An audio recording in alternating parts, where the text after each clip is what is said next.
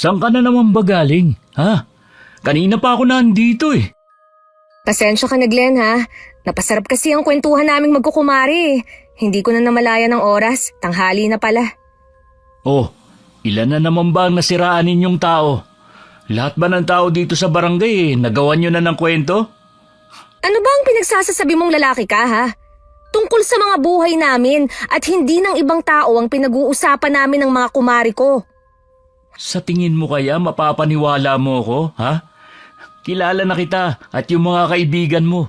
Markado na mga pangalan nyo sa barangay dahil sa dami ng mga reklamo sa inyo.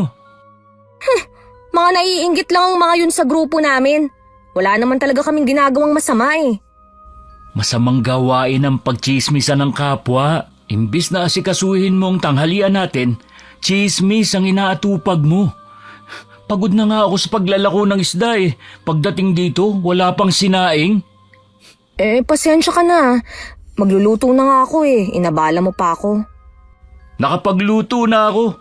Nahihiya naman ako sa iyo. Pagdating mo, wala pang luto. Bakit ganyan ang tono ng pananalita mo? Bakit? Ano ba dapat, ha? Pwede mo naman akong kausapin ng maayos eh. Hindi yung galit ka. Sa tingin mo, may matutuwa sa'yo, ha? Kulang na lang koronahan ka dahil sa pagiging tsismosa mo sa lugar natin. May pamilya ka na. Sana naman alam mo kung sino ang prioridad mo. Oo na. Ang dami mo pang sinasabi eh. Tapos ngayon ikaw pa ang galit? Ikaw itong nauna eh. Kung hindi mo babaguhin yung ugali mo, darating ang araw na iiwan na kita. Teka, bakit naman napunta sa pag-iwan mo sa akin ng usapan? Dahil sawang-sawa na ako sa'yo. Ilang beses na kitang sinabihan na gusto ko kapag uuwi ako, nandito ka sa bahay at nakaluto na. Alam mo naman na may trabaho pa ako sa hapon eh. Imbis na makakapagpahinga pa ako, hindi dahil magluluto pa ako. Sorry na. Hindi na mauulit to. Hindi na dapat maulit pa dahil huling pagkakataon na ito. Mabilis na akong tinalikuran ni Glenn at bumalik sa kusina. Noon ko lang nakitang nagalit ng ganun ang asawa ko sa akin. Naisip ko na lang na baka pagod at gutom lang ngayon. Mabait at masipag naman siya. Sa umaga naglalako siya ng isda hanggang maubos. Sa hapon naman mga panindang gulay naman ang inilalako niya. Kung tutuusin, maswerte kami ng dalawa kong anak sa kanya. Oh, kunin mo itong ulam. Ano po itong nasa mangkok? Ay, tinolang manok. Request ng mga anak mo na magluto daw ako kaya kinatay ko yung isa kong alagang manok. Sus, yung dalawang yun, akala mo may patagong manok sa inyo eh. Lagi naman kaming may ulam dito eh. Hayaan mo na. Minsan lang naman maglambing ang mga apo ko Salamat po dito ah. May ulam na kami mamayang hapunan. Gusto niyo po ba ng kape? Ay sige, bigyan mo ko. Anong oras nga pala uuwi si Glenn? Mamaya pa pong hapon. Dadaanan na rin po niya yung dalawang bata sa eskwelahan. Ito na po ang kape niyo. Dito ko na lang ilalapag ah. Kanina pala narinig kong nagtatalo kayo. Ano na naman ba ang pinag-awayan niyo? Kanina po kasi nauna siyang dumating dito sa bahay. Wala pang sinaing. Nawili po kasi akong makipagkwentuhan eh. Ay, alam mo naman kasing pagod ang asawa mo tapos ikaw inuuna mo pa ang pakikipagchismisan sa ibang tao. Ay, hindi naman po lagi.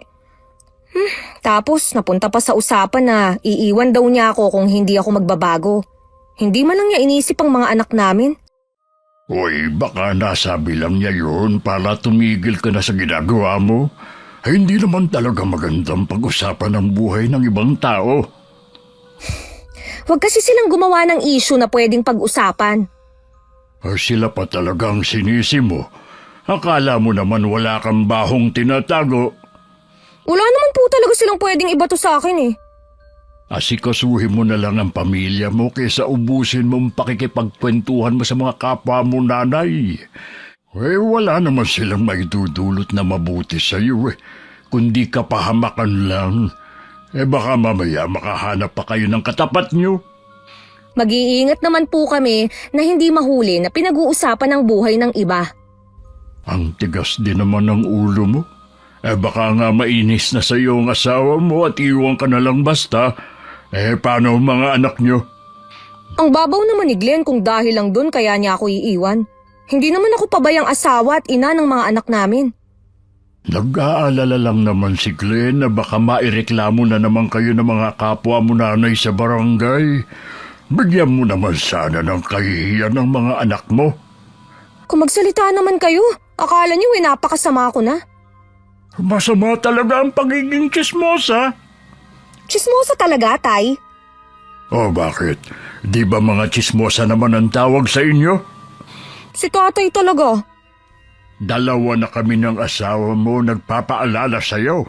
Sana naman makinig ka sa amin. Opo, Tay. Maiwan na muna kita. Pupunta lang muna ako kina Nelson. Salamat nga pala sa kape. Hindi ko maiwasang mainis nang sabihan ako ng chismosa ni Itay. Hindi niya kasi naiintindihan na libangan ko lang ang pakikipagkwentuhan. Madalas kasi naiinip ako dito sa bahay, lalo na mag-isa lang ako naiiwan. Dati naman hindi ako mahilig makisali sa usapan tungkol sa ibang tao. Pero dahil sa impluwensya ng mga kapwa ko nanay, natuto na rin ako makisali. May ginagawa ka ba, Glenn? Ay, kayo pala, Tay. Nagpapatunaw lang po ng kinain. Katatapos lang po kasi ng hapunan eh. Ang mabuti pa samahan mo kung uminom. Naku, wala po ako sa kondisyon ngayon eh. At saka maaga rin po kasi ako maglalako bukas. Minsan lang naman ako magyaya sa'yo Kaya wag mo na akong tanggihan. May lambanog ako rito. Bigay sa akin ng kumpare ko. Hintayin mo ko rito Kukunin ko lang. Magdadala na rin ako ng pulutan natin. Walang nagawa ang asawa ko kundi ang mapakamot na lang sa ulo.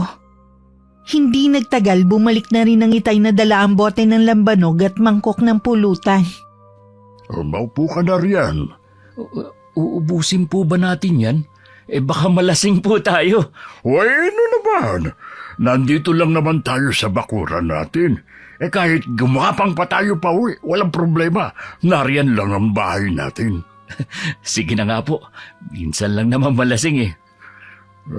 Matagal na rin kasi nung huli tayong uminom. Masyado ka naman kasing masipag Kailangan po Lalo't lumalaki na ang mga bata. Napakaswerte talaga ng anak ko sa'yo. Ganon din naman po ako sa kanya. Maalaga po at mapagmahal ang anak niyo. Hindi naman lingid sa akin na minsan nag-aaway kayo. Naiintindihan naman kita sa dahilan mo. Ganyan din kasi kami nung buhay pa ang asawa ko. Sana mayapa ko kasing asawa nagmanay ang si Tinay. Ayoko lang po kasi na dahil sa pakikipagchismisan mapapahamak siya. Matindi na nga yung nakasama siya na inireklamo noon kahit hindi naman siya mismong nagpakalat ng kwento. Sinabihan ko na nga siya, pero talagang matigas ang ulo. Kaya ikaw na lang ang bahalang magpasensya sa kanya, Mahaba naman po ang pasensya ko Kaso lang po, minsan, nauubos din. Lalo na po pag uuwi ako ng bahay na wala siya. Ito lang ang masasabi ko. Hindi ko kukonsentihin ang ginagawa niyang si Tinay, kahit anak ko pa siya. Kaya nga po nagpapasalamat ako sa inyo dahil hindi kayo nangingialam kapag nag-aaway kami. Kahit katabi lang po namin ang bahay niyo. Siyempre naman. Away mag-asawa yan Tay, maiba nga pala ako. Kanina po kasi napadaan ako sa lumang bahay ni Mang Jose. Nakita ko may nag-aawan. Babalik na po ba dyan ang pamilya? Palibhasa kasi puro katrabaho kaya wala kang alam sa nangyayari sa paligid mo. Iba na ang may-ari ng bahay na yon. Sino na po nakabili? Walang nakakakilala Basta sabi, sa 1 linggong lipat dyan. Akala ko pa naman babalik na ang pamilya ni Mang Jose. Ang bait pa naman ng pamilyang yun. Mula po nung nagsimula akong maglako ng isda sila ang una kong naging suki. Dahil lang sa kumalat na chismis, may muntik ng masirang pamilya. Kaya nga siguro na mas pinili na lang nilang magpakalayo-layo para umiwas na lang. Ganun na nga. Nabawasan tuloy ng mabuting residente ang lugar natin. Hindi sinasadyang narinig ko ang pinag-uusapan ng asawa ko at ni Itay tungkol sa dating bahay ni Mang Jose. Nabalitaan ko nga na iba na ang may-ari ng bahay nila. Hanggang na mga oras na yun wala pa rin nakakaalam kung sino. Tingin ko mamaya pa matatapos ang inuman ng dalawa. Nahiga na lang ulit ako at natulog. Tinanghali ka yata ng gising ngayon. Anong oras ba kayo natapos sa pag-inom nyo ni Itay? 12:00 pasado na yata yun. Ang sakit nga ng ulo ko eh. Makakapaglako ka ba ng isda ngayong araw? Oo naman, sayang eh. Iinuman ko na lang to ng gamot. Kung hindi mo kaya, pwede ka namang magpahinga muna. Kahit araw ng linggo nagtitinda ka pa rin.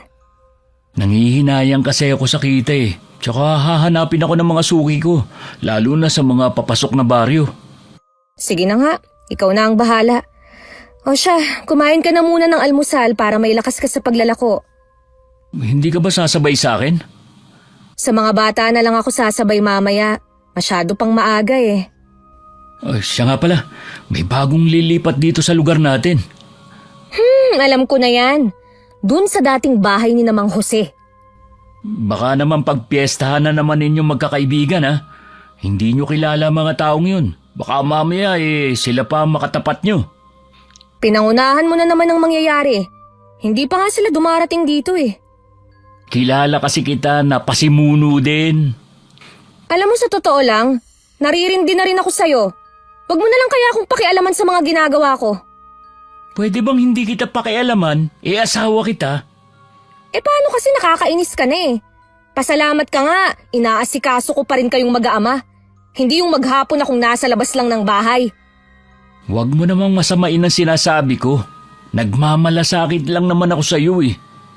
Kung totoo yan, hindi mo kailangan na ipamukha sa akin ang pagiging tsismosa ko. Totoo naman eh. Kahit na! Yun na nga asawa mo nga ako. Dapat pinagtatanggol mo ko. Naku, tama na nga. Ang aga-aga nagtatalo tayo. Inumpisahan mo eh. Sorry na. Huwag ka na magalit. Sige na. Pasensya na rin kung napagtaasan kita ng boses. Sige na, kumain ka na dyan. Magwawalis lang ako sa labas. Madalas man kami magtalo ni Glenn, nagkakabati rin naman kami.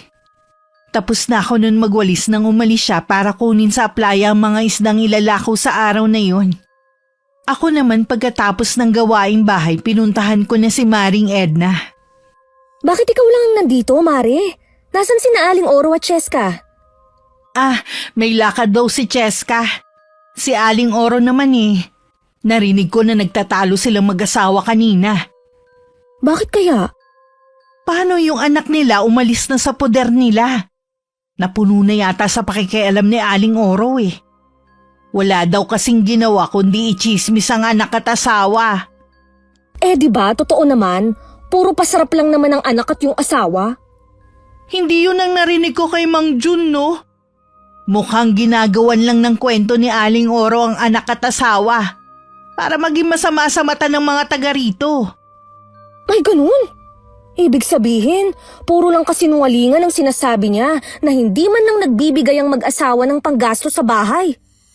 Ganun na nga.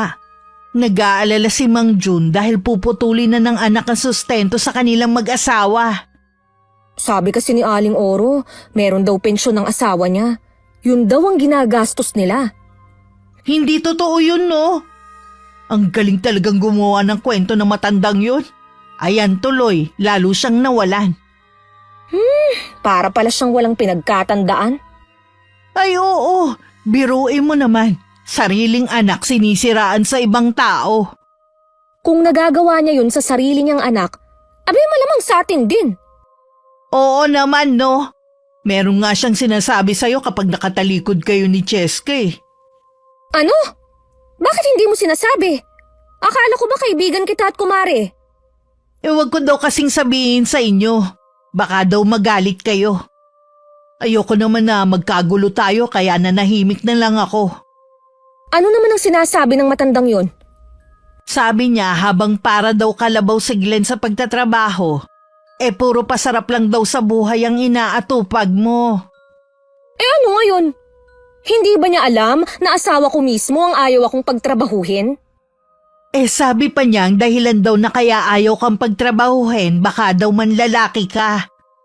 Duda kasi siya kung anak ba ni Glenn ang dalawa niyong anak. Hindi daw kasi kamukha ng asawa mo. Mestizo daw kasi samantalang ang itim ni Glenn. Ano? Ang kapal naman ng mukha ng matandang yon. Humanda siya sa akin. Oh, saan ka pupunta? Susugurin ko ang matandang yon. Wala namang tao sa kanila eh. Umalis silang mag-asawa kanina. Hindi ko alam kung saan nagpunta. Inaabangan ko nga eh. Gusto ko kasing malaman kung ano nangyari. Kaya siya kinakarma eh. Pasmado talaga ang bibig ng matandang yun.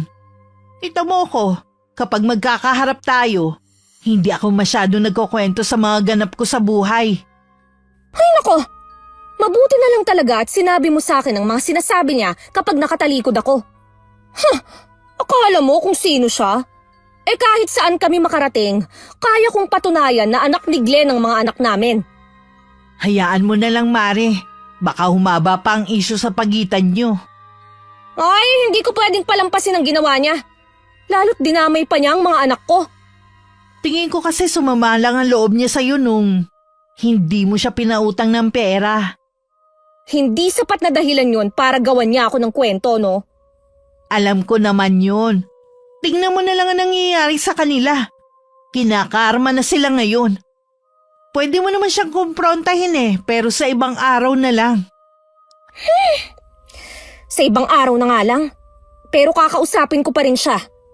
Huwag niyang sabihin na matanda na siya at kailangang irespeto. Ilalagay ko siya sa dapat niyang kalagyan. Hanggang makauwi ng bahay, nagingit-ngit pa rin ako sa galit sa nalaman ko. Nung dumating si Glenn, agad kong sinabi sa kanya ang mga sinabi ni Maring Edna. Bakit natatawa ka pa dyan? Hindi mo ba sineseryoso yung sinasabi ko, ha? Gusto kong ireklamo sa barangay ang matandang yon. Baka pagtawanan lang kayo ni Kapitan. Biruin mo, kayo ang lagi magkakasama Tapos ngayon, irereklamo mo. Hindi naman kasi biro ang ikinakalat ng chismis. Kilala ko si Aling Oro. Malamang, ikinalat na niya sa lahat ng tao ang sinasabi niyang kasinungalingan. Alam naman natin na hindi totoo ang sinasabi niya Wala tayong dapat ipaliwanag sa mga tao. Hindi talaga ako matatahimik sa ginawa niya. Dahil lang sa hindi mo ko hinahayaan na magtrabaho ginawa na niya ako ng kwento. Ikaw naman kasi, matagal na kitang pinapaiwas sa mga kaibigan mo, antigas din ang ulo mo. Una pa lang, alam ko na hindi sila magiging mabuting kaibigan sa'yo. Asahan mo kapag mahilig sa chismis, masamang impluensya. Si Aling Oro lang naman ang problema Sa edad niyang yun, wala pa rin siyang pinagkatandaan. Ngayon na nalaman mo na ang tunay na kulay ni Aling Oro, siguro naman iiwasan mo na mga taong yun. Aba, oo naman. Hindi ko rin naman kayang makipagplastikan sa harap niya. Sa ngayon, palampasin mo muna ang ginawa niya. Sabihin mo na agad sa akin sa susunod. Hindi ko gustong nadadamay ang mga anak natin sa chismis. Ako na ang bahalang kumausap sa kanya. Nang mga oras na yun may nabuo ng plano sa isip ko. May isa kasi kung lihim na alam kay Aling Oro. Kami lang ang nakakaalam nun. Para makaganti sa ginawa niya, ipapakalat ko rin yun dito sa lugar namin. Hindi rin napigilan ni Glenn na ikwento kay Itay ang mga napag-usapan namin nang minsan siyang dumalaw sa amin. Yan ang nga sinasabi ko Pati mga apo kong nananahimik, nadamay na rin. Nainis din po ako sa ginawa ni Aling Oro. Hindi ko na lang pinahalata kay Tinay. Ayoko na kasing gatungan ng galit niya Pero sa susunod, hindi ko na po talaga palalampasin yun. Yung si Oro, tandem talaga sila ng asawa ko pagdating sa chismisa noong araw.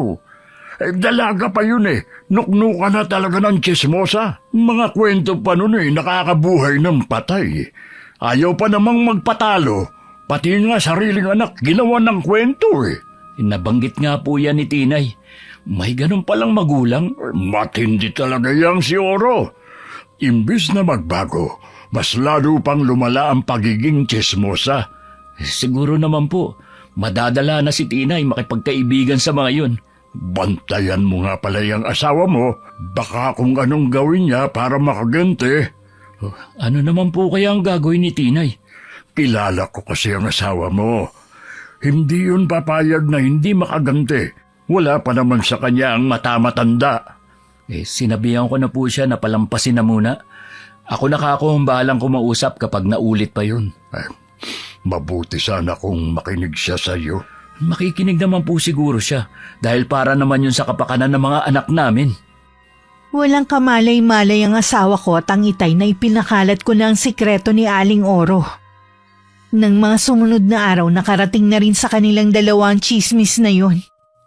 Ako agad ang pinaghinalaan ni Glenn. Ikaw ba nagpakalat ng chismis tungkol kay Aling Oro? Ano? Yung tungkol sa pagkakaroon niya ng karelasyon na 23 anyos?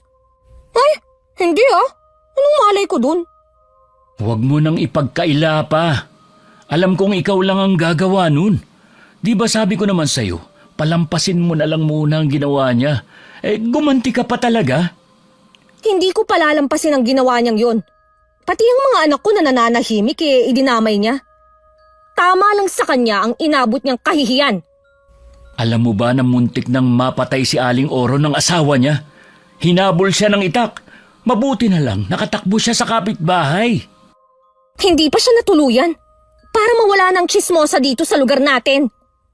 Pare-pareho lang naman kayong chismosa ng mga kananay mo . At least ako, hindi ako nandadamay ng inosenteng bata. Sa tingin mo kaya, kapag nalaman niyang ikaw ang nagpakalat ng chismis, titigilan ka niya? Gaganti rin siya, sigurado sa'yo. Wala nang katapusang gantihan na mangyayari. Hindi niya malalaman. Dahil sigurado ako, marami siyang pinagsabihan. Tsaka hindi ako aamin. Nakikiusap ako sa'yo, tumigil ka na. Iwasan mo na ang pakikipagchismisan. Wala nga may dudulot na maganda yan sa buhay natin. Hay nako, kung alam mo lang, halos hindi na ako naglalabas ng bahay. Hindi mo kasi alam dahil lagi kang wala. Ituloy mo lang yan para maging tahimik ang buhay natin. Huwag kang mag-alala. Hindi na ako makikipagkaibigan sa kanila. Gawin mo. Huwag lang puro salita. Dahil laging wala si Glenn, hindi naman niya alam na lagi pa rin ako umaalis ng bahay. Inuunahan ko lang siya sa pag-uwi para hindi kami mag-away. Kasalukuyan kami nag-uusap ni Maring Edna. Mula nang pumutok ang balita tungkol kay Aling Oro, umiwas na rin si Cheska. At hindi na lumalabas ng bahay. Alam mo bang pinapalayas na ng asawa si Aling Oro? Pagkatapos ba naman ang ginawa niya Sa edad ba naman niyang yun? Nakipagrelasyon pa siya sa parang anak na niya? Papa sa pangayo na apo niya Galit na galit nga siya. At halos isumpa na ang taong nagpakalat nun. Kahit isumpa pa niya ang taong yon, hindi na rin mabubura ang ginawa niya. Ang hilig kasing magmalinis May baho din palang itinatago at mas matindi pa. Sana nga, umalis na lang siya sa lugar natin. Kumukulo pa rin kasi ang dugo ko kapag nakikita ko siya Magsabi ka nga ng totoo. Ikaw ba nagpakalat ng chismis na yun kay Aling Oro? Hindi no. Sana sa'yo ko unang sinabi. Kahit nga ako nagulat Ikaw lang kasi ang may matinding galit sa kanya Kaya naisip ko na baka ikaw ang may kagagawan kaya nabunyagan sikreto niya. Sa daldal niya, malamang kung kani-kanino niya sinabi. Talagang kakalat nga yun. Tsaka, kung matagal ko nang alam, sana binanggit ko na sa'yo. Sa bagay nga. Tsaka marami siyang mga kaibigan na ngayon kaaway na niya dahil sa ugali niya. Siya nga pala, di ba sinabi mo na pinapalayas na siya ng asawa niya? Sa tingin mo, saan kaya siya pupunta? Malamang umuwi siya sa nag-iisa niyang kapatid. Hindi naman siya pwede sa mga anak niya Galit naman sa kanya ang mga yun. Balitaan mo ko kung anong nangyari ha? Kung natuloy ba siyang umalis? Oo naman, lagi naman tayo nagkikita Maiba nga pala ako. May bagong kapitbahay na pala kayo Sinong kapitbahay? Dumating na kagabi yung bagong titira sa bahay ni Mang Jose. Ang layo naman nila para maging kapitbahay namin, no? Bahay niyo ang kasunod na bahay Isang buong pamilya daw yun eh. Sana naman hindi sila katulad ni Aling Oro. Hindi naman siguro. Halata talaga sa'yo na galit ka pa rin kay Aling Oro ah. Mawawala lang siguro to kung tuluyan ko na siyang hindi makikita. Ilang araw pagkatapos ng pag-uusap namin ni Edna, nabalitaan namin nagkaayos din si Aling Oro at ang asawa niya. Mula nga rin noon hindi na gaanong lumalabas ang matandang babae. Kahit naiinis pa rin, hinayaan ko na lang. Hindi ko akalain sa paglipas ng mga araw tuluyan na ako nalulung sa pakikipagtsismisan. Bit-bit mo na naman ang walis tingting natin. Hindi mo naman pinapasayad sa lupa. Kita mo nga ang dumi ng harapan natin eh. Mabuti pa sa loob ka na lang magwalis. Sasagap ka lang naman ng chismis dito sa labas eh. Malinis na naman ang loob ng bahay natin. Dito sa labas ang madumi at kailangang linisan. Hindi ka ba nahihiya sa mga tao? Sa maikling panahon, nabansagan ka ng CCTV. Ultimo kasi pagkakaroon ng UTI ng kapitbahay natin nalaman mo pa. Parating pa lang ang balita, alam mo na agad. Ang mabuti pa, maglako ka na lang ng isda. Kesa naman sa pinakikialaman mo ko. Akala ko pa naman magbabago ka na. Mas lalo ka pang lumala. Pati mga anak mo nahihiya na sa mga tao. Bahala kayo kung gusto niyo akong ikahiya. Nakakapagod na rin kayong intindihin. Akala niyo kelilinis niyo? Hindi naman krimen itong ginagawa ko ah. Hindi lang naman ako ang ganito dito sa lugar natin. Mali na nga yung ginagawa mo, ayaw mo pa mapagsabihan. Ang sabi ko, wag mo akong papakialaman sa mga ginagawa ko. Ay bahala ka na nga. Kapag nagka-problema ka, huwag kang lalapit sa akin ha. Huwag kang mag-alala. Hindi mangyayari na lalapit ako sa'yo.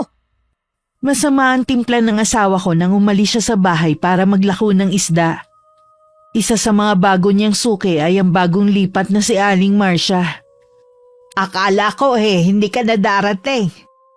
Pasensya na po, Aling Marcia. Tinanghali po ako eh.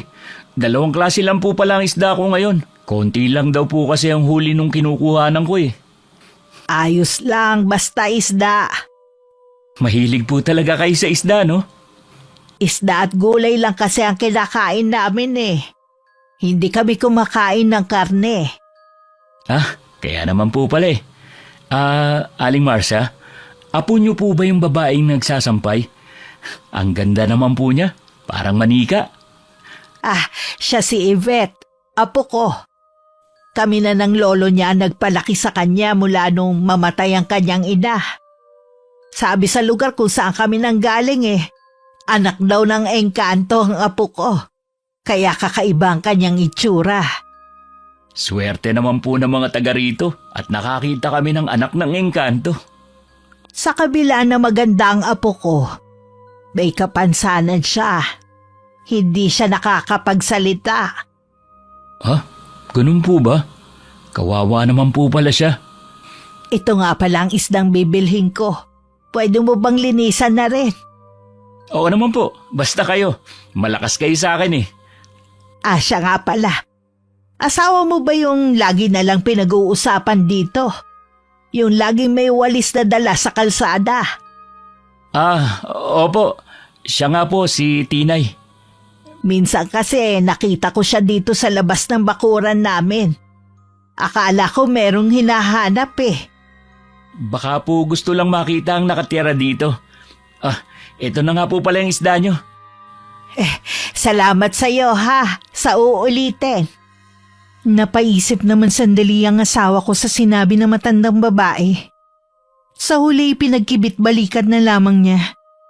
Pag-uwi sa bahay, tinanong pa rin naman niya ako.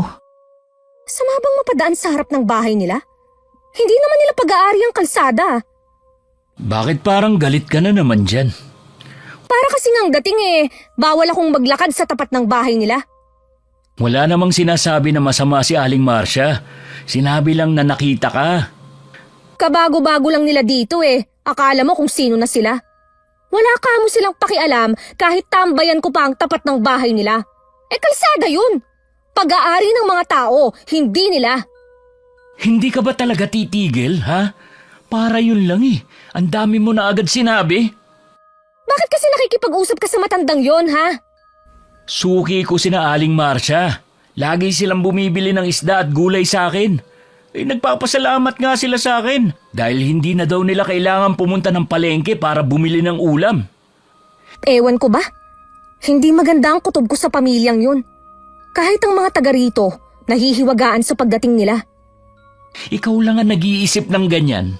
Araw-araw bumibili sa akin si Aling Marcia. Wala naman ako napapansin na kakaiba sa kilos nila. Hindi ka lang kasi sanay na may mga tao na hindi palalabas ng bahay nila. Mabuti pa ang ibang tao. Lagi mong ipinagtatanggol. Kesa sa akin na asawa mo. Huwag mo akong umpisahan, Tinay. Pagod ako sa maghapon na pagtitinda. Pagod din naman ako dito sa bahay ah. Akala mo ikaw lang. Kahit hindi ko nakikita, alam ko pagod ka sa pakikipagtsismisan sa mga kaibigan mo. Tuwing umaalis ako, sumasalisi ka ng alis. Huwag mo nang ipagkaila pa. Mga anak mo siguro ang nagsusumbong sa'yo, no? Hindi na mahalaga kung sino nagsusumbong sa akin. Ayaw mo na pinakikialaman ka? Eh di sige, bahala ka na sa buhay mo. Nang mga sumunod na araw para kaming estranghero sa isa't isa ni Glenn, kibuin dili niya kasi ko. At kahit nakikita niya ako sa labas na nakikipag-usap, blankong tingin lang ang binibigay niya sa akin. Hindi na rin niya ako sinisita. Pakiramdam ko may pader siyang inilagay sa pagitan namin. Hoy, bakit tulala ka riyan? Hinihintay mo ba ang asawa mo? Hindi po siya uuwi ngayong tanghalian. May dala na po siyang baon na kanin at ulam. Ay, ganun ba? Ay kaya pala naman ilang araw ko lang hindi nakikita ang tricycle na nakaparada dito sa tapat ninyo tuwing tanghalian. Wala ho bang naikukwento sa inyo ang asawa ko? Tungkol saan? Meron po ba siyang sinasabi tungkol sa akin? Wala naman. May problema ba kayo? Hindi niya po ako masyadong kinikibo nitong mga nagdaang araw eh. Hindi ko naman po alam kung anong ikinagagalit niya. Isa lang naman ang alam kong ikinagagalit ng asawa mo eh. Ang pagiging tsismosa mo. Alam mo naman niyang si Glenn, pribadong tao. Ayaw niya yung ginagawa mo. Bakit kasi ayaw mong baguhin yung ugali mo? Tay, wala naman po akong ginagawang masama. Ano ba ang tawag sa ginagawa ninyo ng mga kaibigan mo? O hihintayin mo pa ba na makahanap ka ng katapat, ha? Kung may tatamaan po sa pinag-uusapan namin, ibig sabihin lang nun, totoo. Ano ba namang klaseng katwiran yan? Kaya napupuno na sa iyong asawa mo eh. Bahala na nga po siya sa buhay niya. Paano kung makahanap ng ibang babae ang asawa mo? Masasabi mo pa kaya yan? Imposible po yan, Tay. Hindi magagawang tumingin ni Glenn sa ibang babae. Mahal niya kami ng mga anak namin. Wala namang duda na mahal niya kayo. Pero hindi lang naman kawalan ng pagmamahal kung bakit nagagawang mga liwa ng asawa. Ano pong gagawin ko, Tay? Sundin mo kung anong gusto ng asawa mo para wala kayong maging samaan ng loob. Sige po, Tay. Susundin ko kayo. Nagtaka ako ng araw na yun kung bakit inabot ng dilim si Glenn sa paglalako ng gulay. Sinabi naman niya na nagpunta siya sa kabilang baryo dahil marami pang natirang gulay. Sana inuwi mo na lang dito sa bahay. Alam mo naman na delikado na ang panahon ngayon. Dumayo ka pa talaga sa ibang lugar. Masyado pa kasing marami yung gulay para iuwi ko. Nandito pala si Itay kanina. Tinatanong nga niya kung bakit hindi ka na umuwi sa tanghali eh. Sana sinabi mo na napapagod na kamo ko. Na pagdating ko, ako pa ang magluluto. Habang ikaw, libang na libang sa pakikipagtsismisan. Yan ba ang dahilan mo kung bakit ayaw mo nang umuwi sa tanghali? Ano pa nga ba? Ang babaw mo naman. Tsaka hindi naman ako laging nasa labas tuwing darating ka. Ay, pagod ako. Gusto ko muna magpahinga. Hindi ka ba muna kakain ng hapunan? Mauna na kayo ng mga bata. Mamaya na lang ako kakain. Hindi na nga tayo magkasabay man ng halian. Pati ba naman sa hapunan hindi ka sasabay? Hindi rin kasi ako makakain kung pagod ako. Ikaw kaya lumagay sa katayuan ko. Sige na. Magpahinga ka na lang muna. Kaming tatlo lang ng mga bata ang naghapunan. Kahit masarap ang ulam, hindi rin naman ako makakain. Nang mga sumunod na araw, mas madalang na kami mag-usap ni Glenn. Lagi na rin gabi siya umuwi. Hindi na rin ako nagtatanong dahil lagi mainit ang ulo niya. Isang araw may dumating na subpina sa amin. Inirereklamo kami ni Maring Edna ng paninirang puri. Anong gagawin natin, Mari? Mabuti na nga lang, wala na si Glenn nung dumating yung tanod na nagdala ng sabpina sa bahay. Asawa ko nga nakatanggap nung sakin eh. Galit na galit siya sa akin. Wala na nga daw akong silbi sa bahay na to, puro problema pa ang binibigay ko. Nakakainis naman kasi ang mag-inang yun eh. Bakit pa kasi kailangang magreklamo ni Aling Ina? Todo dinay pa sila eh. Totoo naman na buntis ang anak niya. Sabi niya sa akin hindi raw totoo. Kahit daw kasama pa tayo kapag pumunta sila ng doktor. Nagsisinungaling lang siya para pagtakpan ng anak niya. Hindi na nga ako nakipagtalo eh. Dahil itinatanggi ko na sa atin galing ang kumakalat na balita tungkol sa anak niya. Eh teka nga lang, sigurado ka ba kasi sa impormasyon na nakuha mo? Ikaw ang nagsabi na nabuntis ng boyfriend ng anak niya eh. Alalahanin mo, minor de edad yung bata. Pareho tayong mananagot pag nagkataon. Alam ko naman yun eh. Pero sigurado talaga ako sa narinig ko. Sa mismong bibig ni Aling Ina ko narinig na 2 buwang buntis na ang anak niya. Hindi kaya pinainan ka lang niya dahil alam niyang nakikinig ka? Alam mong galit sa atin ng babaeng yun. Kampi kasi yun kay Aling Oro. Hindi ko na alam ang iisipin. Pupunta ka ba sa barangay? Naku, hindi no. Ngayon na nag-aaway na kami mag-asawa, tinatablan na rin ako ng hiya. Bahala ka kung sisipot ka. Basta ako hindi. Magsasawa din yung si Aling Ina. Ang inaalala ko kasi si Glenn. 2 linggo na kasi kaming hindi nagkikibuan eh. Baka kapag nalaman niya to, lalo nang magkalamat ang relasyon namin. Eh, kausapin na lang kaya natin si Aling Ina na wag nang ituloy ang reklamo sa atin.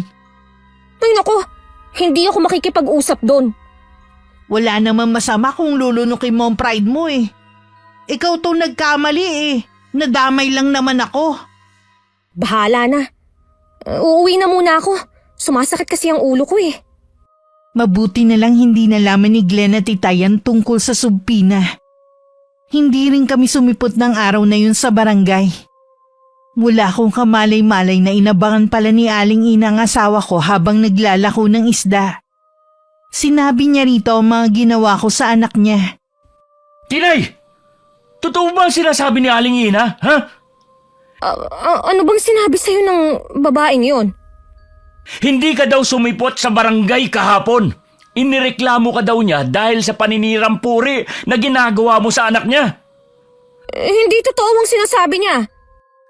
Huwag ka na magsinungaling. Pati ang batang walang kamuwang-muwang, idinamay mo. Ano ba nangyayari sa'yo, ha? Hayaan mo muna akong magpaliwanag, Glenn. Ano ba yung papaliwanag mo? Hindi ka na talaga magbabago. Likas na sa'yo manira ng ibang tao. Totoo naman na buntis ang anak niya eh. Kung totoo man yan, labas ka na sa kanila. Wala ka nang pakialam sa kanila. Bakit ba hindi mo mapigilan na makisawsaw sa buhay ng iba?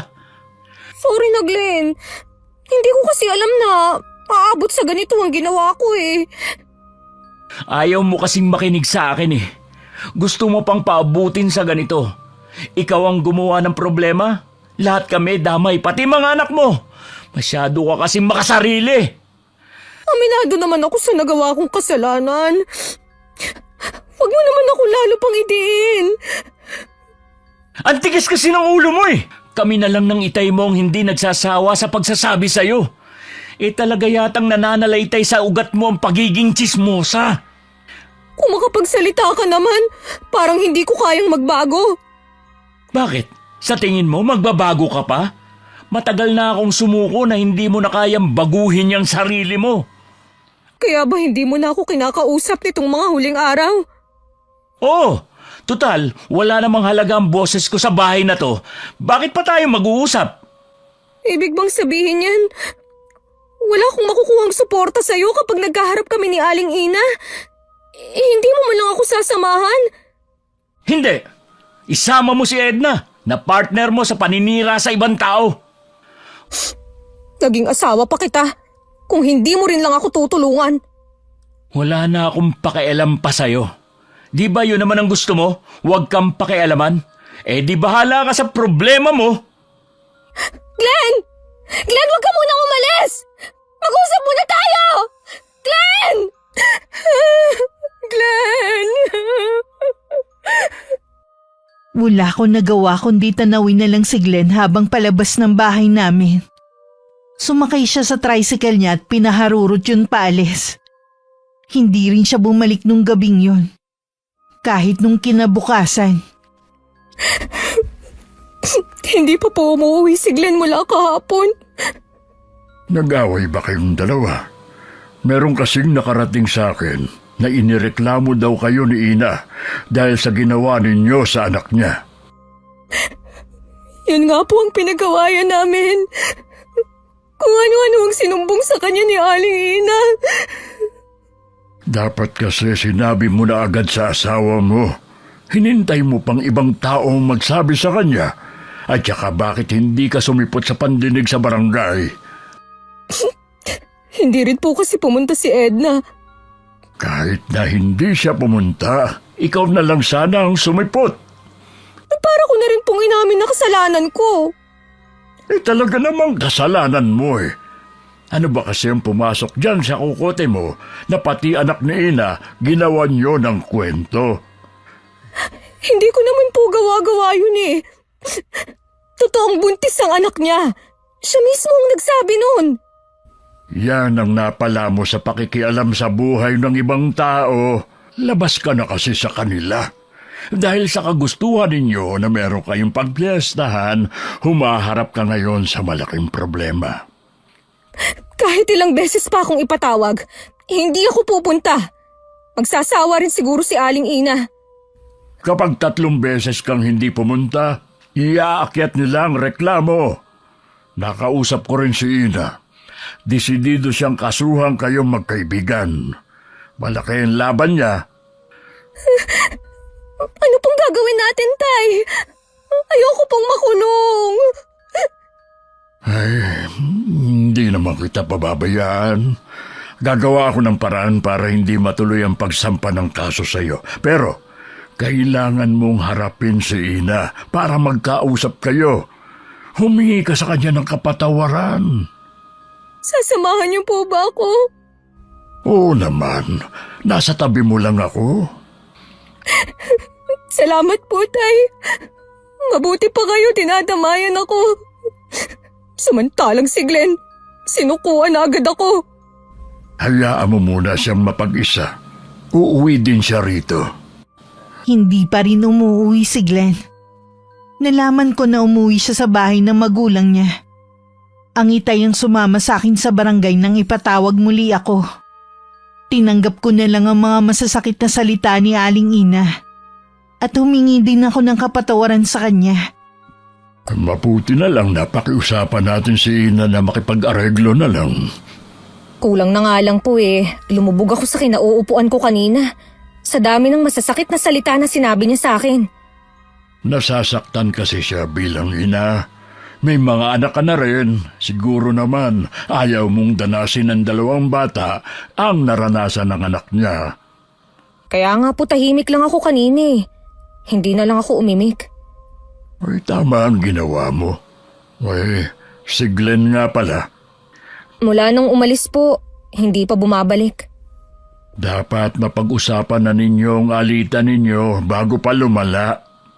Paano po kami mag-uusap kung ayaw niyang umuwi dito sa bahay? Maghintay ka pa ng ilang araw bago kita samahan sa kanila. Napuno na raw siya sa akin eh. Baka tuluyan na niya akong iwan, Tay. Hindi gagawin ni Glenn ang bagay na yon. Saksi ako kung gaano niya kayo kamahal. Maaring napuno lang siya, kaya nagpapalipas lang yon ng galit. Hindi po kaya may ibang babae si Glenn? Di sana nakarating na agad sa'yo. Ikaw pa bang hindi makakaalam kung sakalin meron ng babae ang asawa mo? Kung ano-ano na tuloy ang pumapasok sa isip ko. Bakit pa kasi ayaw pa niyang umuwi? Ay siguro naman sa nangyaring gulo at pag-aaway ninyo ng asawa mo, nadala ka na. Hindi lang po ako nadala. Natuto na rin po ako. Mabuti naman kung ganon. Oy, paano? Sa kabila lang ako. Kung may kailangan ka, ipatawag mo na lang ako sa mga apo ko. Sige po, Tay. Salamat po ulit. Mula nang umalis si Glenn, hindi na katulad ng dati ang bahay namin. Ramdam naming mag-iina ang lungkot. Para hindi ako mag-isip ng kung ano-ano, pinuntahan ko na lang si Maring Edna. Matagal na rin palang hindi umuwi sa inyo ang asawa mo. Gusto ko na sana siyang puntahan sa kanila eh. Ang kaso, nauunahan ako ng hiya. Ayoko sana mag-isip ng masama ha. Baka naman kasi dahilan na lang niya ang ginawa mo para makipaghiwalay. Malay mo may ibang babae ang asawa mo. Naisip ko na yan. Pero mahal kami ni Glenn. Hindi niya magagawang magloko. Galit lang talaga siya sa ginawa ko. Alam kong mahirap tanggapin pero ihanda mo pa rin ang sarili mo. Baka kasi nakilala niya yung babae nung naglalako siya ng paninda. Naguguluhan na ako. Hindi ko na alam ang gagawin at iisipin.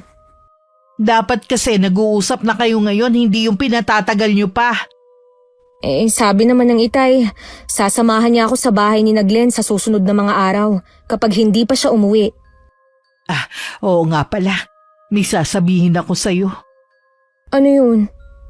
Tuluyan na akong iniwan ng asawa ko. Ha? Bakit naman?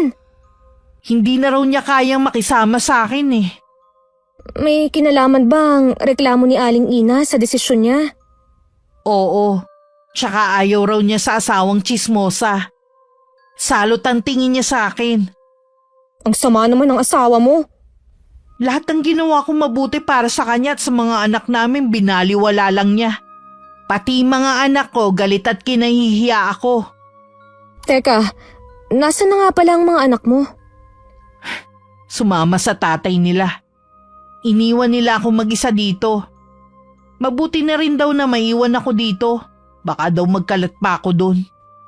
Kung nalulungkot kang mag-isa dito, pwede ka muna sa bahay namin.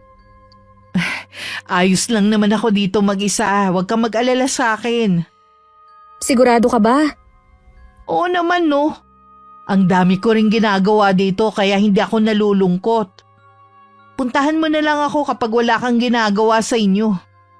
Lagi kitang pupuntahan dito. Ayoko rin kasing mag-isip masyado eh. Pakiramdam ko kasi maluloka na ako. Sana lang hindi matulad sa akin ng kapalaran mo. Hindi ko maiwasang matakot sa sinabi ni Maring Edna. Ang bigat tuloy sa dibdib na umuwi ako sa amin. Saktong 10 araw nang umuwi si Glenn sa bahay.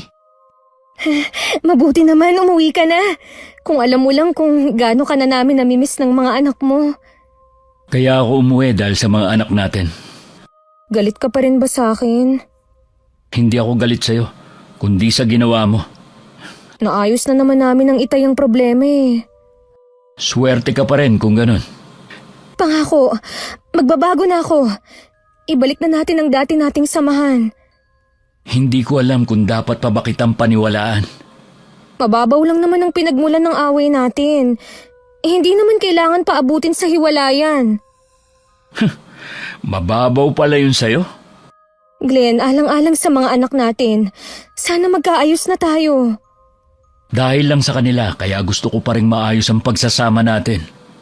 Ibig bang sabihin yan? Hindi mo na ako mahal? Mahal ko kayo ng mga bata. Pero nakakapuno ka na kasi. Hindi mo man lang naisip ang pagod ko sa maghapon na pagtatrabaho. Kaya nga babaguhin ko na ang sarili ko eh. Bigyan mo pa ako ng isa pang pagkakataon. Sige, ayusin na natin ang pagsasama natin. Salamat, Glenn. Pinasaya mo ko. Pakiusap ko lang sa'yo. Tigilan mo na ang hindi magandang ginagawa mo sa kapwa. Hindi na talaga. Ayoko na ulit maranasan yung ginawa sa akin ni Aling Ina. Mula nang magkasundo kami ni Glenn, hindi na ako lumalabas ng bahay.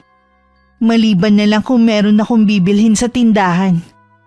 Nang araw na yun si Maring Edna naman ang dumalaw sa akin. Mabuti dumalaw ka, Mare. Tuloy ka muna. Hinihintay kitang pumunta sa bahay eh. Baka kako busy ka kaya ako na lang ang pumunta rito. Busy lang sa mga gawaing bahay. Naipon kasi ang mga labahin ko eh. Kaya inuna ko muna. Baka nakakaabala ako sa'yo. Hindi naman. Natapos ko na rin naman. Ano bang sa atin? Si Glenn nga pala. Naglalako naman ngayon ng gulay. Mamayang hapon pa yun uuwi. Bakit nga pala hindi ka niya isinasama sa pagtitinda niya? Ayaw nun na napapagod ako. Gusto niya, dito lang ako sa bahay namin. Nag-aasikaso sa mga kailangan niya at ng mga bata. Sigurado ka yun ang dahilan niya? Oo naman. Bakit parang hindi ka naniniwala? Noon pa kasi iba na ang kutob ko sa asawa mo eh. Iniisip mong may ibang babae si Glenn? Oo, hindi ako pwedeng magkamali. Alam ko na nasasaktan ka dahil iniwan ka ng asawa mo. Pero sana, wag mo naman akong idamay na pati kami ng asawa ko ay magkagalit. Mabuti nga, nagkaayos na kami ngayon eh. Wala naman akong balak na mandamay eh. Ano yung ginagawa mo? Ipapakita ko lang sa'yo ang ebidensya. Mabuti na lang nung araw na yun dala ko ang cellphone ko. Ikaw na ang bahalang humusga. Medyo malabo ang kuha pero klaro pa rin naman si Glenn yan. May ilang sandali ring tinitigan ko ang mga litrato sa cellphone ng kumari ko. Pakiramdam ko sa sabog ang dibdib ko sa matinding selos na nararamdaman ko. Apo ni Aling Marcia ang babaeng yan. Madalang yan lumabas kaya siguro hindi mo pa nakikita. Bakit kausap siya ng asawa ko? Madalas na dumaan dyan si Glenn. Sabi ng mga napagtanungan ko lagi daw bumibili ng isda at gulay ang babaeng yan. Araw-araw? Imposible naman yata na isda at gulay na lang ang kinakain nila. Hindi ba sila napupurga?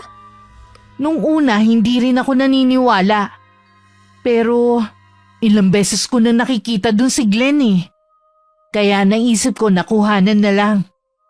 Baka kasi hindi ka rin maniwala kung sasabihin ko lang. Maganda ba talaga sa personalang babaeng yan? Oo, ilang beses ko na rin siya nakasalubong eh. Tansya ko wala pang 25 ang babae. Kutis porselana. Maliit ang mukha na parang manika ang itsura. Siguro matagal na silang may relasyon. Hanggang ngayon kasi malamig pa rin ang pakikitungo ni Glenn kahit nagkaayos na kami. Ibang klase rin ang asawa mo, no? Mambababae rin lang. Dito pa talaga sa barangay natin. Hindi man lang sila nahiya. Humanda sa akin ang malanding babae na yun. Imposible naman na hindi niya alam na may asawa si Glenn. Dapat pati asawa mo pagsabihan mo rin. Oo naman. Ang kapal ng mukha niya na tingnan ng mga mali kong ginagawa. Mas masahol pa pala siya sa akin. Basta, nandito lang ako kung kailangan mo ng tulong ha. Uuwi na muna ako baka biglang dumating si Glenn dito. At abutan ako. Sige, salamat at sinabi mo sa akin. Nanginginig pa rin ang katawan ko dahil sa nararamdaman kong galit. Pagdating ni Glenn, hindi na ako nakapagpigil at sinampal ko siya. Bakas naman sa kanya ang pagkabigla. Aray, bakit mo ako sinampal? Anong ginawa ko? Nagtatanong ka pa? Kailan mo pa ako niloloko, ha? Hindi ko alam ang sinasabi mo. Linawin mo nga. Huwag mo nang itanggi! Alam kong may babae ka! Ano? Sino naman ang nagsabi niyan? May ebidensya ako! Ito! Tingnan mo yan! Hindi ba siya ang dayo dito sa atin? Ano? Magkakaila ka pa? Para ito lang? Ebidensya na bang matatawag to? Parang nag-uusap lang kami rito eh. Binigyan lang ng mali siya ng sino man ang kumuha ng litrato na yan. May ebidensya na nga, nagkakaila pa! Kung gusto kong mambabae, sana noon pa. Kung kailan dalawa na ang anak natin, tsaka ako pa ba yun iisipin? Pagbabayaran niyo ng malaki ang ginawa niyong ito sa akin! Huwag kang gagawa ng katangahan. Baka ikaw din ang magsisi bandang huli. Kayo ng babae mo ang magsisisi at hindi ako. Ang hirap kasi sa'yo. Mahilig kang manira ng kapwa mo, kaya hindi mo na alam ang totoo sa hindi. Ano ba ang totoo, ha? Sige nga, ano ang totoo? Wala kaming relasyon ni Ibet. Suki ko lang silang maglola. May sakit nun ang lola niya, kaya siyang lumalabas para kunin ang isda at gulay na lagi nilang binibili. May nakapagsabi sa akin na araw-araw ka daw dumadaan doon. Ano? Puro isda at gulay lang ang alam nilang kainin? Hindi ba sila napupurga nun? Oo, dahil hindi sila kumakain ng karne. Kaya laking pasalamat nila sa akin dahil hindi na nila kailangan pumunta ng palengke. Kalokohan! Baka ibang putahe ang gusto ng babaeng yon. Kaya ikaw naman ang laging dumadaan sa kanila. Hindi ka lang tsismosa. Napakamalisyosa pa ng utak mo. Yan ang napapala mo sa pakikipagkaibigan sa kapwa mo, tsismosa. Ako pa ngayon ang malisyosa? Eh ikaw na nga itong may ibang babae. Wala nga sabi akong babae. Wala akong pakialam kung maniwala ka man o hindi. Binabalaan kita. Huwag kang gagawa ng anumang masama laban sa pamilyang yun. Hindi mo sila kilala. Baka pagsisihan mo ang gagawin mo. Mabilis na akong tinalikuran ni Glenn at muli siyang umalis. Nagpupuyos naman ang kalooban ko na sinugod na ang bahay ng inaakala kong babae niya. Nagkataon na nasa labas ang babae at nagwawalis. Walang sabi-sabi na sinugod ko siya. Isang matandang babae naman ang umawat sa amin. At niyakap pa ang babaeng umiiyak. Anong karapatan mo para saktan ang apo ko? Malandi ang apo mo! Nilalandi niya ang asawa ko! Dapat dyan kinakalbo! Huwag mong makantimulin ni dulo na daliri ng apo ko. Dahil ako ang makakalaban mo. Kaya pala ang lakas gumawa ng kalokohan ng apo mo dahil kinukonsinti mo. Wala ba kayong kahihiyan na maglola, ha? Ikaw ang walang kahihiyan. Basta ka na lang sumusugod dito. Kahit sino naman isusuguri ng babaeng yan. Sa dami ng lalaki, asawa ko pa talaga. Wala ka na bang ibang makalabet, ha? Dahan-dahan ka sa sinasabi mo. Walang ginagawang masama ang apo ko. Talaga lang, ha? Mukha lang inosente yung babaeng yan. Pero mas makati pa siya sa isang higa. Hindi lang sampal ang aabutin mo sa akin. Wala kang karapatang pagsalitaan na masasakit ang apo ko. Ang kapal ng mukha mo para sampalin akong matanda ka. Wala kang karapatan na saktan ako. Gaya ng wala ka ring karapatan na sugurin at insultuhin ang apo ko. Totoo naman ang sinasabi ko, ah. Makati ang apo mo. Bakit hindi ka sumagot dyan? Babae ka, ha? Magsalita ka. Huwag ka lang umiyak dyan na para kang nagpapaawa. Umalis ka na sa bakuran namin. Bago pa ako makagawa ng isang bagay na pagsisisihan mo. Huwag mo akong pinagbabantaan tanda. Dayo lang kayo rito. Ako, lehitimong taga rito. Kung ako sa inyo, mag-alsabalutan na kayo at saka lumayas! Kung umasta ka, kala mo pag-aari mo ang lugar na to. Hindi mo ko kilala, babae. Pero ikaw kilalang kilala ko. Halika na, apo, sa loob ng bahay. Binigyan ko pa sila ng matalim na tingin hanggang makapasok. Noon ko lang din napansin na marami na palang tao sa paligid na nakikiusyoso. Napakunot-noo ko dahil ni isa sa kanila wala akong kilala. Bigla tuloy ako napaisip kung gano'n na ba karami ang dayo sa lugar namin. Galit din ang mababanaag sa mga mata nila kaya nagmadali na akong umalis. Nakarating naman kay Glenn ang ginawa ko. Puro na lang ba kahihiyan na bibigay mo sa akin, ha? Ikaw ang nagbigay ng kahihiyan sa pamilya natin at hindi ako. Sinabi ko naman sa'yo na hindi ko babae si Ibet. Hindi ako naniniwala sa'yo. Hindi nga niya ipinagkailang paratang ko sa kanya eh. Dahil lang sa hindi siya nagsalita, yun na agad ang tingin mo. Hindi pa ako tapos sa babaeng yun at sa'yo. Anong gagawin mo?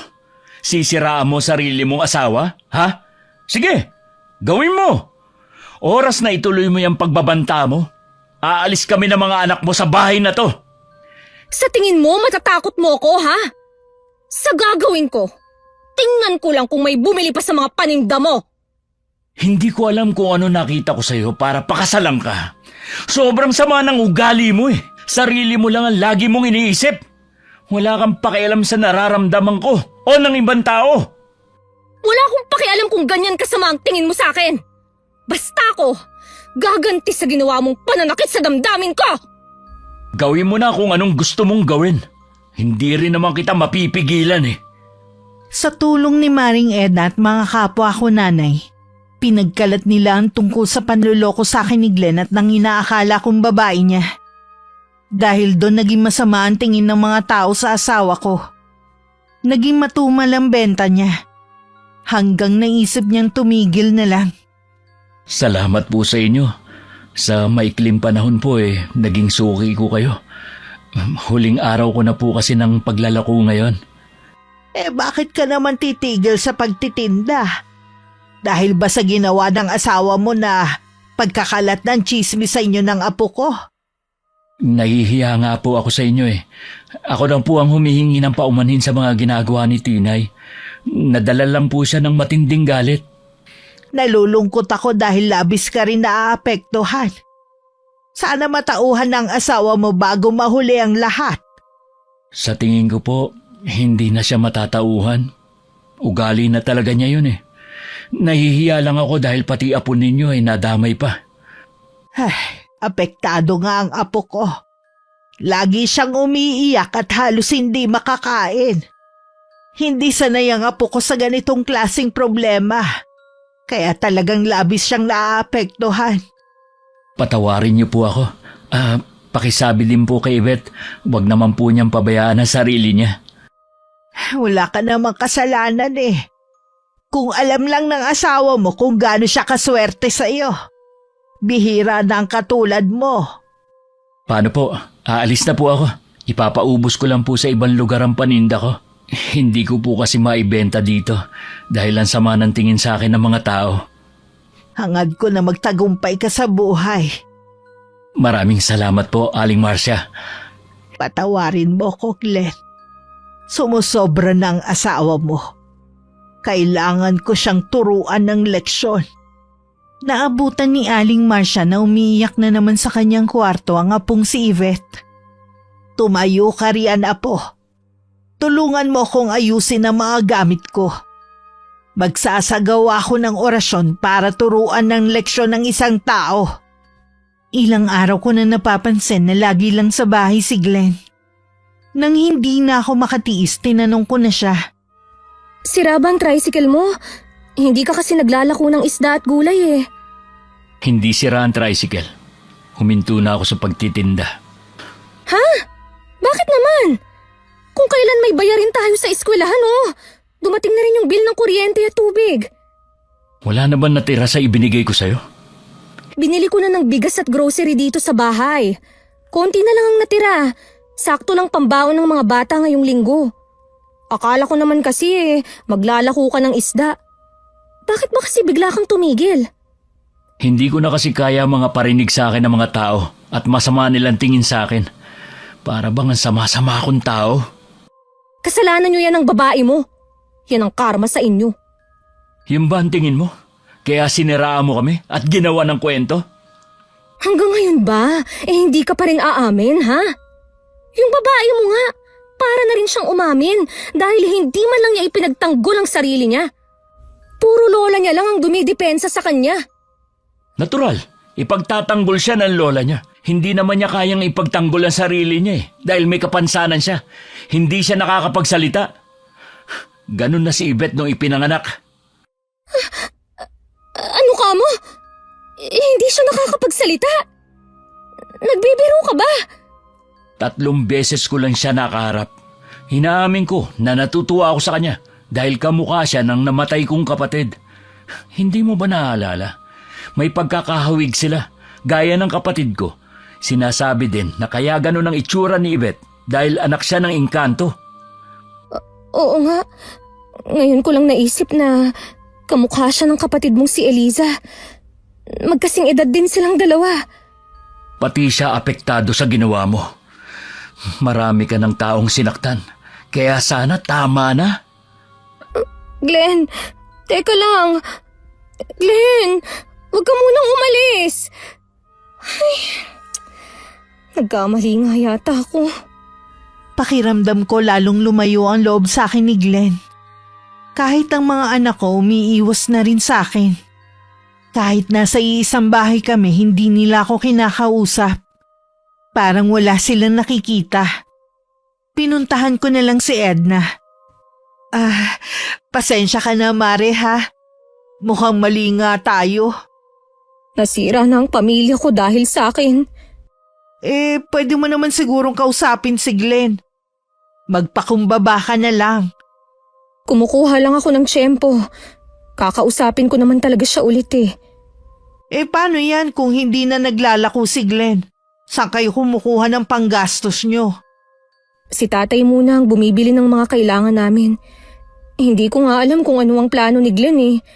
Hindi ko naman kasi alam na maaapektuhan pati pagtitinda niya. Tiningnan ko nga ulit yung mga litrato eh. Bigla ko naalala kaya pala siguro puro senyas yung babae. Hindi pala siya nakakapagsalita. Kailangan ko rin sigurong humingi ng dispensa sa maglola. Samahan mo naman ako. Oo ba? Kailan mo babalak pumunta doon? Sa ibang araw na lang siguro. Medyo masama kasi ang pakiramdam ko ngayon eh. Namumula nga ang mukha mo. Tsaka, ano yung butlig na pula sa balat mo? Hindi ko nga rin alam eh. Kanina wala naman ito. Ang mabuti pa, ipa-check up mo yan sa center. Baka kasi kung ano na yan. Uso kasi ngayon ang bulutong eh. Sa tanda ko ba namang ito eh, tatablan pa ba ako ng bulutong? Malay mo naman. Hindi ba Makate? Hindi naman. Pakiramdam ko lang eh, mainit ang loob ng katawan ko. Gusto mo bang samahan kita ngayon sa center? Bukas na lang siguro. Hapon eh, baka sarado na rin yun. Uuwi na muna ako sa bahay. Pagdating sa bahay, wala ang mag-aama ko at ang tricycle sa harap ng bahay namin. Ang itay lang ang naroon at parang hinihintay ako. Kung kailan naman hapon na, tsaka pa umalis ang mga yun. Sinabi po ba kung anong oras sila babalik? Hindi na sila babalik, anak. Ha? Ano pong ibig niyong sabihin? Tuluyan ka nang iniwan ng mag-aama mo. Nagpaalam naman sila sa akin. Doon muna sila sa bahay ng mga magulang ni Glenn. Pero bakit? Noon pa, nagsabi na ang asawa mo. Naiintindihan ko naman siya. Dapat nga siya lang ang aalis. Kaya lang gustong sumama ng 2 bata. Sa tingin ko naman, hindi sila pababayaan ni Glenn. Hindi man lang siya nakipag-usap sa akin. Pwede naman namin ayusin ang problema eh. Umaasa pa rin ako na magkakaayos kayo. Bigyan lang natin ng panahon na makapag-isip-isip ang asawa mo. Hindi ko po kaya na mawawala sila sa akin. Sumobra ka na rin kasi sa ginawa mo eh. Sinabihan na kita ng paulit-ulit. Kung kailan kailangan ko siya, tsaka naman niya ako iniwan. Nandito naman ako para alalayan ka. Sa akin ka ipinagbili ni Glenn. Masama po kasi ang pakiramdam ko, Itay. Mainit ang katawan mo ha. Mabuti pa magpahinga ka muna at uminom ka rin ng gamot. Ito na po yata ang karma ko. Iniwan na ako ng mag-aama ko. Mag-isa na lang ako ngayon. Babalik din na ba ngayon? Ito, inumin mo muna para gumaan ang pakiramdam mo.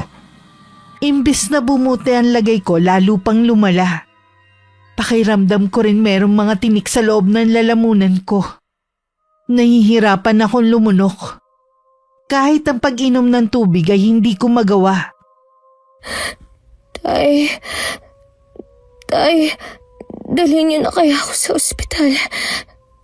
Sa tingin ko'y hindi doktor ang magpapagaling sa'yo. Ano po ang ibig niyong sabihin? Palagay ko'y kinukulam ka. Oh, sino naman ang gagawa nito sa akin? Sino pa ba sa tingin mo? Ang maglola siguro.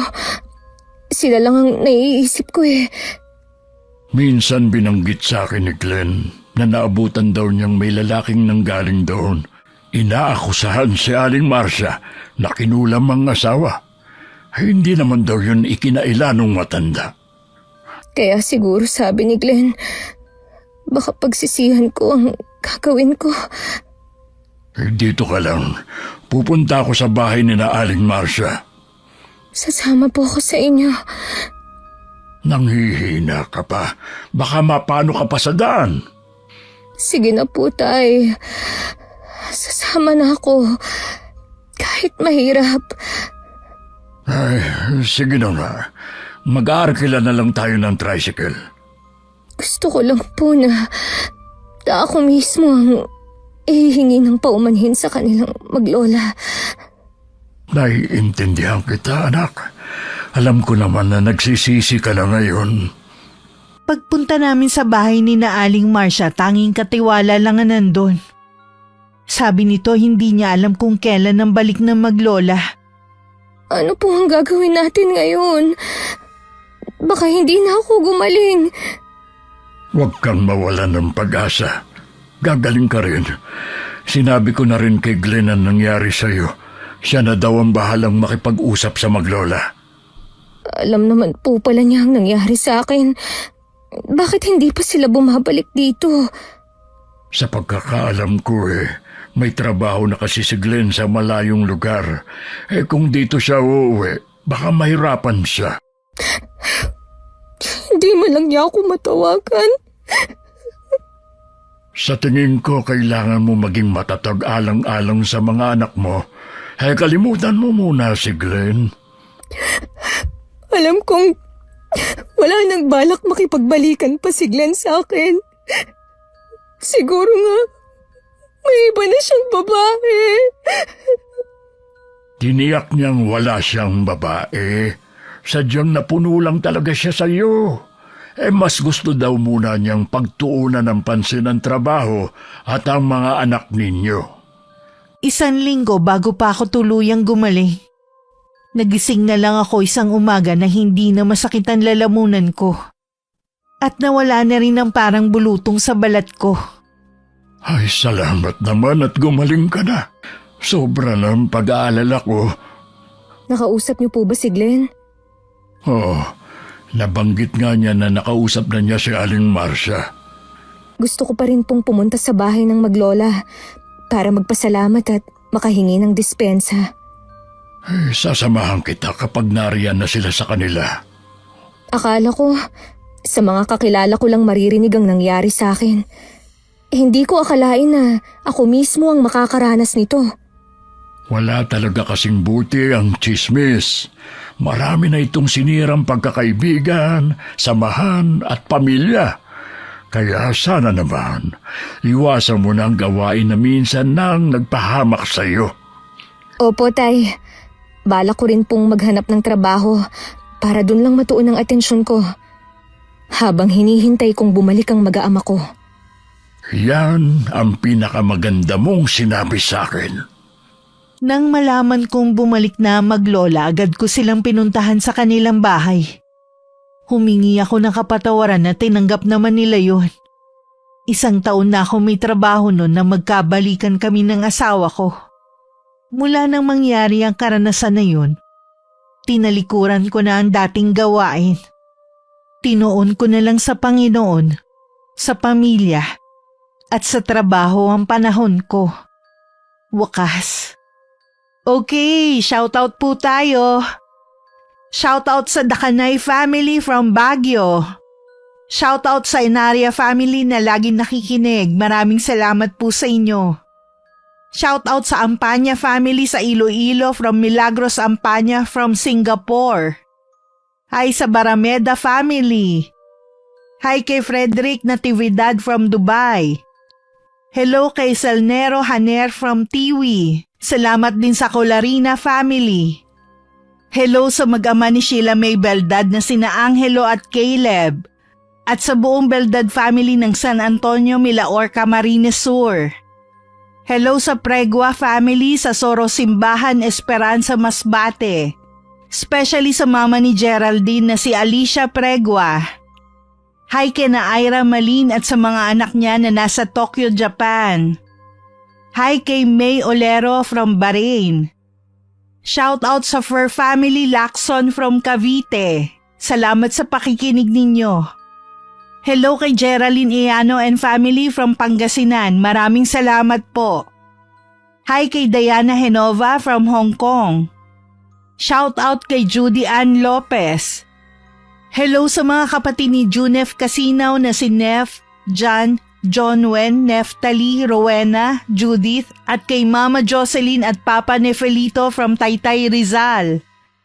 At hello din kay Angel Duguwime from Siargao. Hi kay Janisa Toledo at sa Toledo family. Shoutout sa Bayer family sa Pinamungahan, Cebu from Love na nasa Hong Kong ngayon. Hi kay Leonora Mandigma from Cabuyao, Laguna. Hello kay Lenny Nicolas from Nueva Ecija. Hi kay Reblina Santiago from Nueva Ecija. Shoutout sa Bonita family and Redota family na laging nakikinig. Maraming salamat po. Shoutout sa asawa ni Bagsik na si Michelle. Mahal na mahal ka raw ng asawa mo from Calamba, Laguna.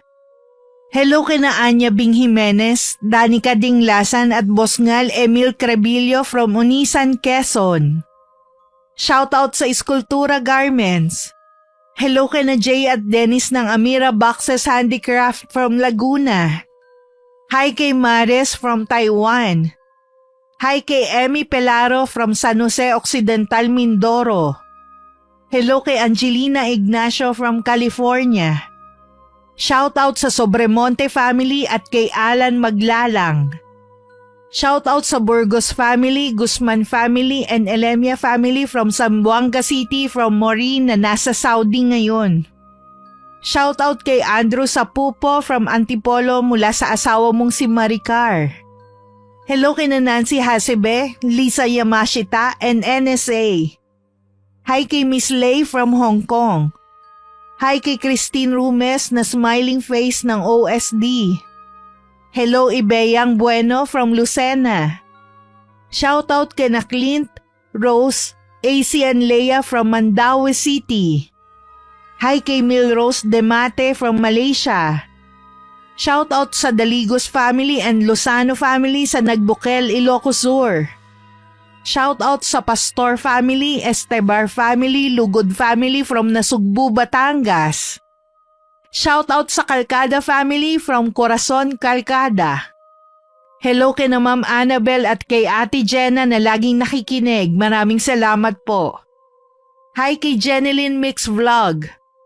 Hello kay Ace Bailon from Bacolod City. Hi kay Nelsa Pareha. Shoutout kay Brenda Ludiesta from Bukaw, Botolan. Shoutout sa Padapdap family na laging nakikinig. Maraming salamat po. Hello kay Bernadette Abayon from Bulata, Negros Occidental. Hi kay Jenny Binuya of Nagano, Japan. Shoutout sa Cabral family from Lemery, Batangas. Kina Irene and Omi.